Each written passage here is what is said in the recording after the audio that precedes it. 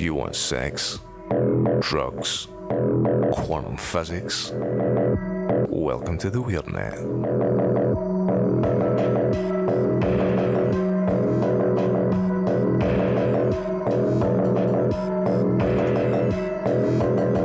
It's been over 25 years since the birth of the internet. That vast web of interconnection which now permeates our lives. From this infinite, morally neutral and ultimately non-existent sphere of pure information arise entirely new models of experience, forms of art, and expressions of human potentiality. And what did we do with it? We made porn from The Simpsons and made Justin fucking Bieber a superstar.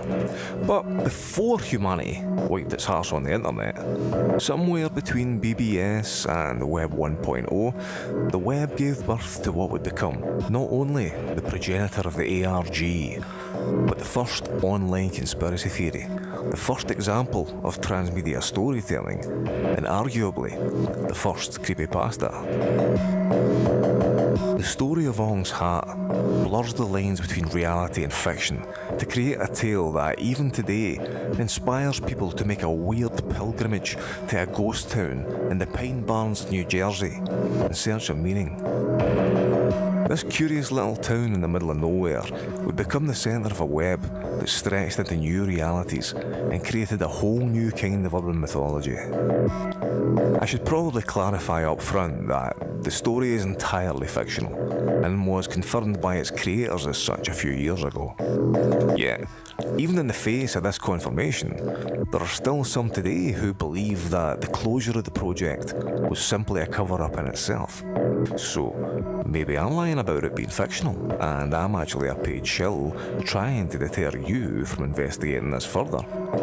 Or maybe me telling you I'm a paid shill is actually a deterrent too, because a paid shill wouldn't say they were a paid shill, would they? Unless I'm bluffing. I totally am. Anyway, look, you know what I mean. So, how did all of this trans-dimensional, multi-layer storytelling conspiracy shenanigans begin?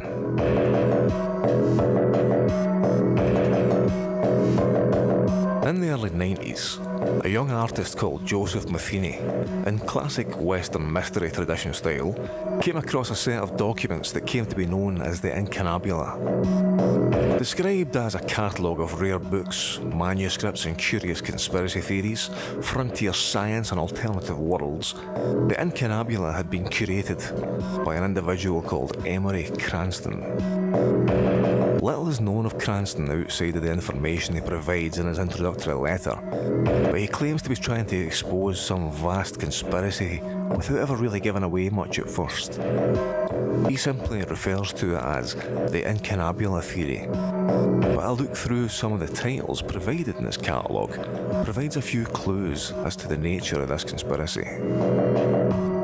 From quantum physics to shamanic practices, the Incunabula theory is revealed to be related to interdimensional travel, alternative worlds, and the ways in which to go about making it a reality. There are texts from well-known physicists and philosophers, but also works by underground mystics and rogue scientists via Xeroxed pamphlets and internal memos.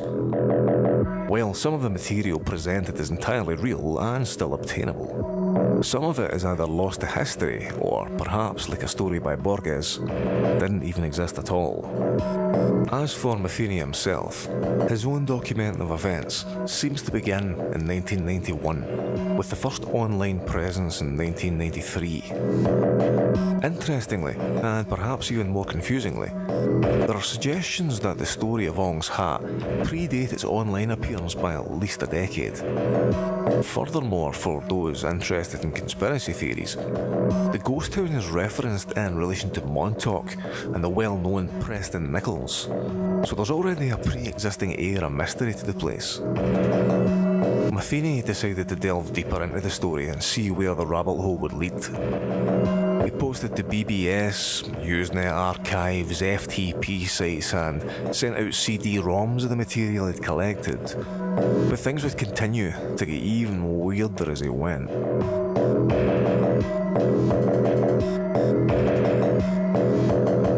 Joseph MATHENY came into possession of a photocopied brochure titled Ong's Hat, Gateway to the Dimensions, published by a group referring to themselves as the Institute of Chaos Studies and the Moorish Science Ashram. Styled more like an old punk zine, it was an invitation to a secret group of renegade scientists, ex-assassins and anarchist lesbians who, they claimed, had developed a psychophysical method of travelling between dimensions. Through combining bleeding-edge physics, psychopharmacology and tantric sex, the ICS claimed that it was possible to literally trip between different versions of reality. In one case, they claimed to have found a previously uninhabited version of Earth, imaginatively known as Earth 2, where some of the researchers eventually moved permanently. The brochure provided a breakdown of the scientific and mathematical concepts involved, describing the mapping of strange attractors and riding the waveform until it collapses. Modelling neural activity as a fractal universe, they suggested that consciousness itself may be some form of n-dimensional attractor and just to clarify here, I don't have a fucking clue what they're talking about either. I'm just reading the story and trying to sound like I know what I'm talking about. But anyway, in other words, they suggested that it was possible to gain control over certain extrasensory abilities through combining deep meditation, energetic work, and a device known as the egg.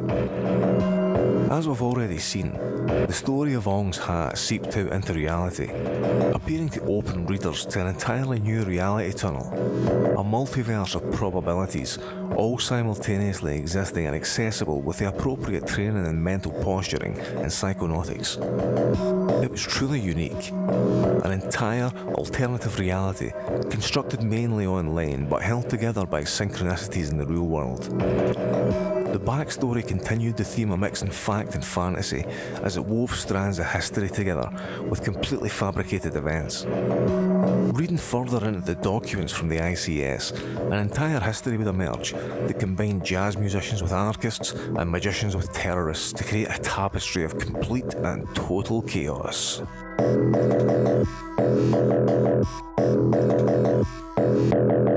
According to the ICS brochure, the whole thing kicked off with a guy called Wally Fard. He was an American who had become a classic spiritual seeker, travelling the world in search of initiation into as many traditions as possible. By the late 70s, he had been everything from a Sufi to an extremist Shiite revolutionary, but eventually seemed to have settled with a heretical Islamic group known as the Moorish Science Temple. There is mention of the group having spent time with Timothy Leary at the legendary Millbrook Commune, presumably studying with Leary, but it was with the entrance of the Dobbs twins that the real work began. Now, to anyone familiar with Discordianism or the Church of the Subgenius, the name Dobbs will automatically ring bells. I might go into this in another video as they're a genuinely interesting group, but for the moment, one of the central figures in those groups is a guy called Bob Dobbs, allegedly an ex-insurance salesman who found the source of all happiness and whose pipe-smoking face will be familiar to many. The backstory of the Dobbs twins also suggests a possible connection back to Discordianism, since their father is described as a cult leader of sorts, albeit seemingly less benevolent than Bob Dobbs. Anyway, the Dobbs twins had allegedly been kicked out of Princeton University due to their joint PhD thesis involving what they called cognitive chaos. They wanted to demonstrate that it was possible to, in their words, ride the chaos of reality, to ride the waveform to its collapse and experience an entirely new version of reality. Apparently their theories were just too wild and controversial. They claimed they were demonstrably true and had the mathematics to back it up, but were unceremoniously booted from academia and forced into the underground. They ended up connecting with Wally Fard and the ICS, bringing with them entirely new mathematical models which opened up, they claimed, a gateway to the dimensions. The group coalesced on Fard's 200 acres of land in Ong's Hat and continued their research, prototyping hardware until they eventually managed to develop a modified sensory deprivation chamber known as the Egg, equipped with various neurosomatic feedback devices which could be piloted by the user. Through their unique combination combination of threshold doses of psychedelics, sex magic, quantum physics and technology. They claim to have discovered a replicable way of jumping between dimensions. They believed that they could override the apparent observer-observed paradox so that, rather than simply observing the collapse of the waveform, they could directly experience it. Interestingly, later experiments suggested that the absence of the observer-observed duality prevented a collapse anyway, which actually confirms the hypothesis of physicists such as Wheeler. So in other words, Schrödinger's cat is both alive and dead. Eventually, the group were discovered by the government and attacked for their work. There were claims that some sort of nuclear event occurred that finally drove the ashram away and destroyed any trace of them. Curiously, records do exist of an apparent incident which occurred in the region of Ong's Hat during that period which contaminated the area, leaving it a ghost town. And it's these little slivers of reality that lend the story an air of believability.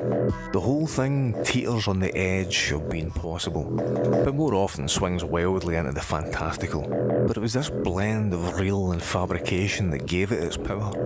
Otherwise, it would just have sounded like a sci-fi by L. Ron Hubbard or something, but the creators would go further still to bring the story into the real world.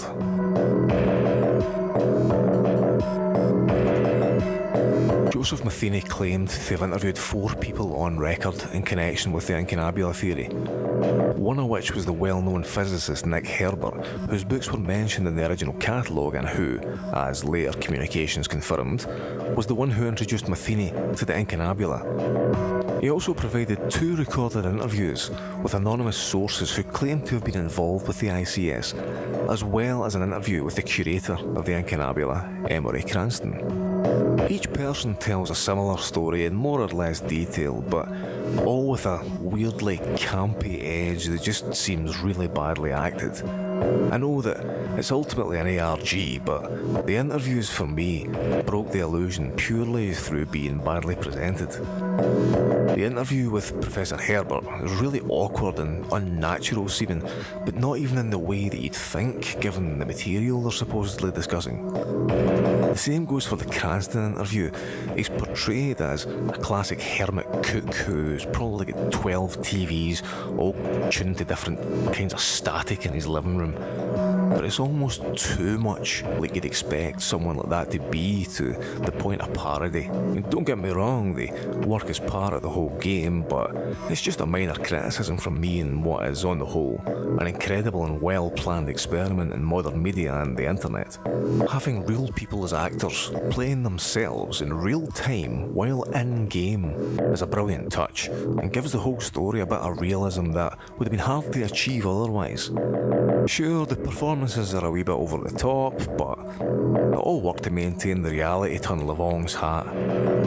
If you're willing to suspend your disbelief for long enough to really buy into the narrative, seeing past such criticisms is easy, and you'll invest yourself in it, enjoying the sense of mystery and what if that it brings about.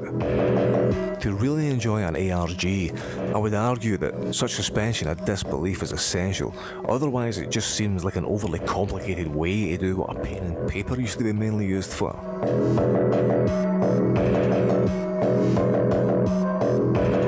On the 11th of December 1995, Joseph Matheny sent an email stating that he was done investigating Ong's Hat.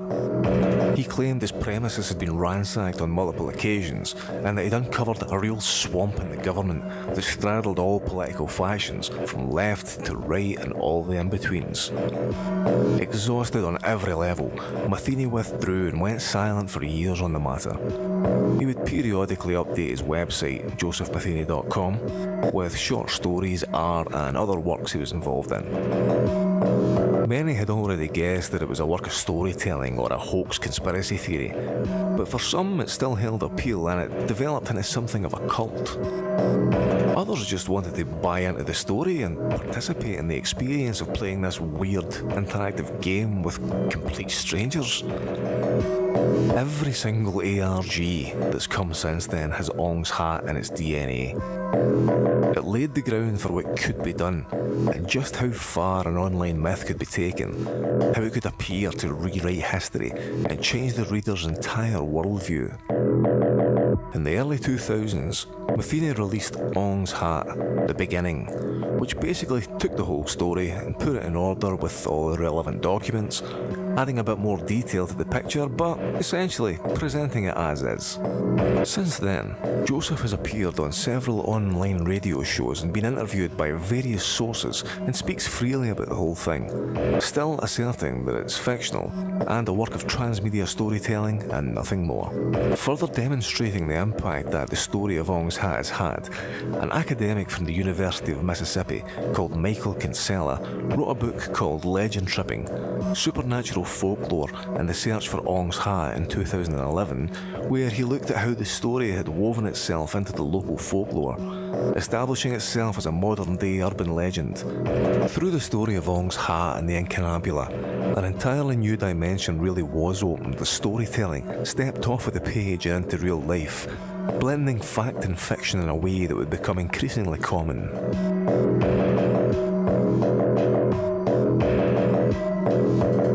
I suppose I could have looked at this question at the start, but I figured it was worth holding off until you'd heard the basic story. Now, clearly, Joseph Matheny is both the creator and the propagator of the Incunabula conspiracy theory, but he was assisted by 3 others, 2 of whom I haven't been able to confirm. But the other one, I think, is almost certainly Nick Herbert, a prankster experimental physicist who has courted controversy before through his backing of what some refer to as woo-woo in the past. As for the man himself, he's an American artist involved in all manner of projects, including one of my favourites, the sadly ceased Grey Lodge Archives. His emphasis has been on areas like chaos magic, experimental storytelling, reality hacking, and all sorts of bizarre areas of scholarship. He doesn't appear to have been involved with any other ARGs, however. I do recall hearing him mentioned in connection with the now classic 11BX 1371, although it may just have been something like if they followed him on YouTube or something like that, I can't quite remember. But check out more of his work on josephmatheny.com, and you'll also find links to all of the Incunabula material. He's a talented guy, and the Incunabula is a work of art in itself that really changed the game and made many of the modern day storytelling methods possible.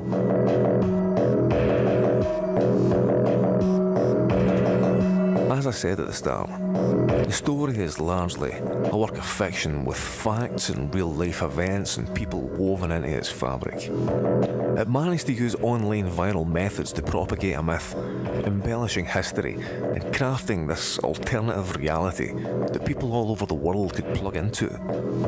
For all its shortcomings, of which there are actually very few, the story of Ong's Hat stands alone as a tremendous piece of transmedia storytelling. The best example of its methods can be seen in Cicada 3301, who took the game to extremes as part of their recruitment process.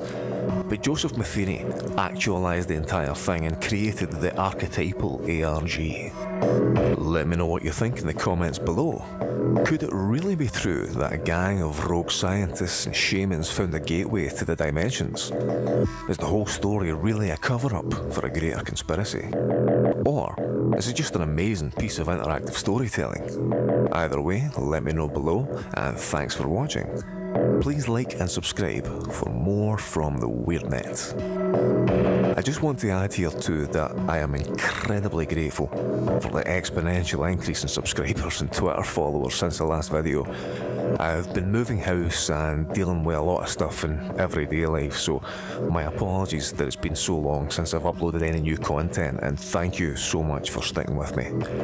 Until next time, keep it weird.